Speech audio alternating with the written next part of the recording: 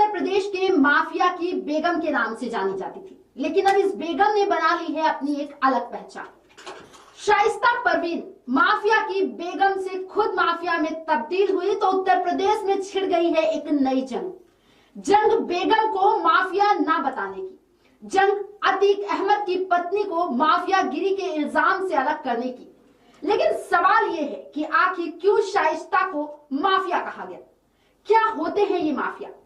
शाइस्ता को माफिया कहना चाहिए भी या नहीं, ये तय करने के लिए हमें समझना होगा ये शब्द माफिया आखिर क्या है। माफिया जुर्म की दुनिया में माफिया शब्द हम सालों से सुनते आ रहे हैं। इस बारे में आज हम बात करेंगे इस रिपोर्ट में। नमस्कार, मैं प्रतीक्षा वर्मा और आप देख रहे हैं इंडिया 24/7 लाइव टीवी। 2 मई को पुलिस ने शाइस्ता परवीन के खिलाफ एक FIR दर्ज की थी। दरअसल उत्तर प्रदेश पुलिस ने अतीक और शाइस्ता के बेटे अशद के दोस्त आतिन जफर के घर छापेमारी की थी। आतिन ने पुलिस को बताया था कि अतीक की हत्या के बाद उस रात शाइस्ता उसके घर आई थी। उस रात शाइस्ता परवीन के साथ एक शूटर शाबिर भी बरामद था।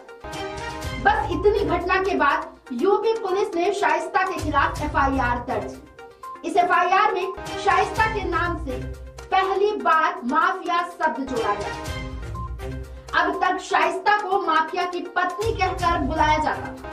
शाइस्ता माफिया करार हुई तो समाजवादी पार्टी को ये बात नागवार हुई। अब खुलेआम अखिलेश यादव ने इसका विरोध शुरू कर दिया। अखिलेश का कहना है कि शाइस्ता को माफिया बताना गलत है। शाइस्ता के बचाव में अखिलेश आ गए तो फिर राज्य में चर्चा छिड़ गई, क्यों शाइस्ता को माफिया ना कहा जाए। शाइस्ता को माफिया कहना चाहिए या नहीं, ये तय करने के लिए समझना होगा कि क्या है माफिया। जुर्म की दुनिया में माफिया शब्द को कई सालों से सुनते आया जा रहा है। अतीक अहमद और उसके भाई अशरफ को तो माफिया ब्रदर्स के नाम से ही जाना जाता था, लेकिन आप ये जानकर हैरान हो जाएंगे कि शब्द हिंदी नहीं इटालियन है। जी हाँ, माफिया शब्द हिंदी शब्द नहीं बल्कि इटालियन शब्द है। इसका मतलब होता है संगठित और सुनियोजित तरीके से आपराधिक घटनाओं को अंजाम देना। अगर कोई गैंग बनाकर पूरे संगठित तरीके से किसी जुर्म जैसे हत्या, तस्करी, लूटपाट करता है तो उसे माफिया कहा जाता है। जरायम की दुनिया का बेताज बादशाह अतीक अहमद अब इस दुनिया में नहीं रहा। उत्तर प्रदेश के प्रयागराज जिले में भाई अशरफ के साथ उसकी गोली मारकर हत्या कर दी गई। गैंगस्टर से राजनेता बने अतीक अहमद की पत्नी शाइस्ता परवीन को पुलिस माफिया घोषित करने वाली है। शाइस्ता पर उमेश पाल हत्याकांड की साजिश रचने का आरोप है। अब पुलिस उमेश पाल हत्याकांड में फरार चल रही अतीक की पत्नी शाइस्ता परवीन को माफिया घोषित करने की तैयारी कर रही है। हालांकि कागजों में उसे पहले ही माफिया लिखा जा रहा है। आखिर माफिया कहते किसे हैं, ये शब्द कहां से आया, आइए अब इस बारे में भी बात कर लेते हैं विस्तार से।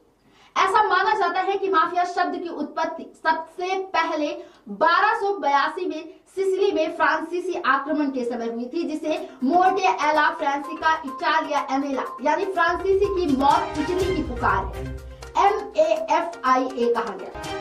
सन 1865 में सिसिली में पुलिस माफिया शब्द का प्रयोग कर रही थी। विशेष रूप से डेलिटो ही माफिया वाक्यांश का उपयोग एक ऐसे व्यक्ति का वर्णन करने के लिए किया गया था जो अपराधों की योजना बनाता है और उन्हें पूरा करने के लिए दूसरों से भुगतान कराता है, यानी पैसे देता है। ऐसा माना जाता है कि माफिया शब्द की उत्पत्ति सबसे पहले 1282 में सिसिली में फ्रांसीसी आक्रमण के समय हुई थी, जिसे मोर्टे एला फ्रांसिका इटालिया एलेना यानी MAFIA कहा गया। 1865 में सिसिली में पुलिस माफिया शब्द का प्रयोग कर रही थी। विशेष रूप से डेलिको डी माफिया वाक्यांश का उपयोग एक ऐसे व्यक्ति का वर्णन करने के लिए किया गया जो अपराधों की योजना बनाता है और अपराध करने वाले को इसका भुगतान करता है। शाइस्ता परवीन उमेश पाल हत्याकांड के बाद से फरार है। पुलिस ने उस पर 50,000 रुपए का इनाम भी रखा है। शाइस्ता की 1996 में अतीक के साथ शादी थी। शादी से पहले तक वह जुर्म की दुनिया से दूर थी।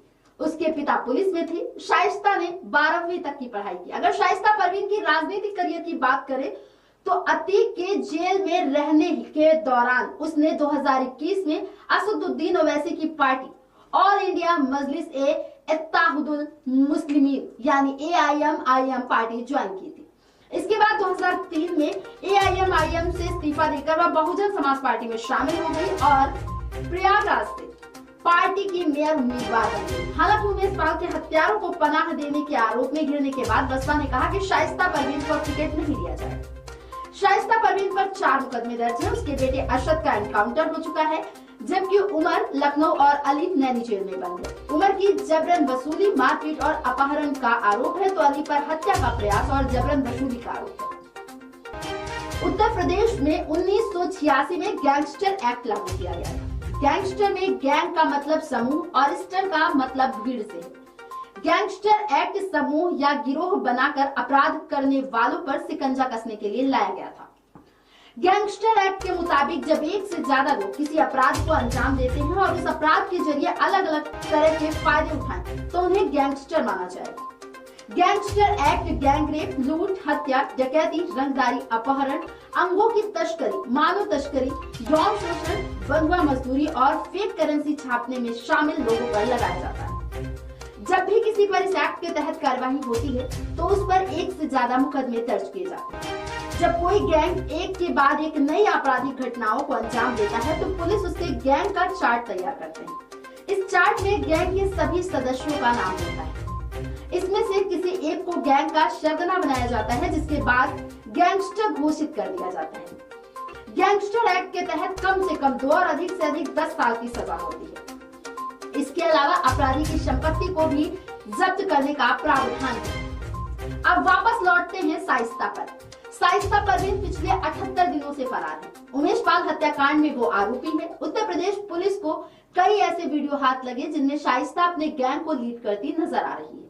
अतीक अहमद की कई प्रॉपर्टी को भी वो पिछले कुछ समय से अपने नाम करवा चुकी है। यहाँ तक कि वो अपने साथ हर वक्त एक शूटर भी रखती है। उस दिन 16 अप्रैल की रात शूटर शाबिर शाइस्ता के साथ था। आतिम के घर पर आगे की प्लानिंग तय की गई थी। यूपी पुलिस ने बस इन्हीं सब आधार पर शाइस्ता को माफिया करार दे दिया है। माफिया या माफियागिरी शब्द के लिए कानून में कोई अलग से प्रावधान नहीं है। ये जुर्म के नेचर पर डिपेंड करता है कि उस पर कौन सी धाराएं लगेंगी। माफिया शब्द पर शुरू हुई ये बहस का कोई अंत नहीं है। राजनीतिक पार्टी पक्ष विपक्ष में बोलती रहेंगी, लेकिन ये जरूर है कि FIR में माफिया लिखने के बाद अब उत्तर प्रदेश पुलिस शाइस्ता का नाम जल्द ही राज्य की माफियाओं की लिस्ट में शामिल कर लेगी। तो बड़ी खबरों पर यूं ही बनी रहेगी हमारी नजर। आप देखते रहिए इंडिया 24x7 लाइव टीवी। नमस्कार।